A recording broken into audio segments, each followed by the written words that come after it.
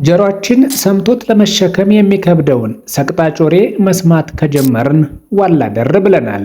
ለራሱ ምርቃት የተገዛው በሬ ወግቶት ሕይወቱ ያለፈው ተመራቂ እጅግ መነጋገሪያ ሆኖ ሰንብቷል። ሰላም እንደምን ሰነበታችሁ? ይህ አቤስታር የዩቲዩብ ቻናል ነው።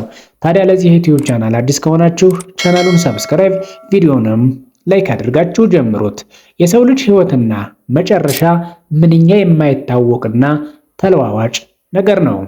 ዛሬ በደስታና በፈገግታ የደመቀ ቤት በአንድ ጀንበር የልቅሶና የዋይታ ድምፅ ሲሰማበት ማየት ልብን እጅግ ይሰብራል።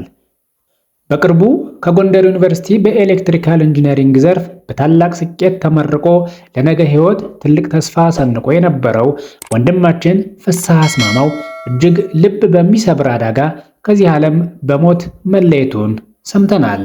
የነገው የሀገር ተስፋ ለቤተሰቦቹ መከታና የብዙዎች ኩራት የነበረው ፍስሐ የለፋበትን የድካሙን ፍሬ አይቶ ገና ሳይጠግብ እንዲህ በወጣትነቱ መቀጠፉ እጅግ ያማል።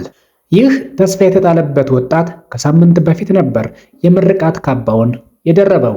ወላጆችና ዘመድ አዝማድም የምርቃቱን ደስታ አብረውት ለማሳለፍ ከጎንደር ጋይንት ከተማ ወደ ትውልድ አካባቢው ይዘውት አምርተው የነበረው ነገር ግን ለምርቃት ድግስ ተብሎ የተገዛው በሬ በድንገት ወግቶት ሕይወቱ ሊያልፍ ችሏል።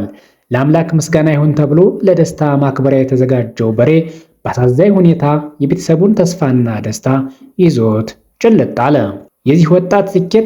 የዚህ ወጣት ስኬትና ህልም ባጭር የተቀጨበት አሳዛኝ የቀብር ስነ ስርዓትም በጋይንት ጎብጎብ ቀራኒዮ መድኃኔዓለም ቤተ ክርስቲያን ወዳጅ ዘመዶቹ፣ የክፍል ጓደኞቹና የአካባቢው ማህበረሰብ በተገኙበት ተፈጽሟል። ለወዳጆቹ፣ ለዘመዶቹ እንዲሁም ለጓደኞቹ በሙሉ ፈጣሪ ፍጹም መጽናናትን ያድልልን፣ የሟቹንም ነፍስ ይማርልን። እንዲህ እንደ ጤዛ ለምታልፈው ሕይወታችን ተደጋግፈን ተሳስበን ተፈቃቅረን ለመኖር ያብቃን። መጪውን ዘመን ይባርክልን። የዛሬውን በዚሁ እናበቃለን። ሰላም ለዓለማችን፣ ሰላም ለሰው ልጅ ሁሉ ይሁን። ይቆየን።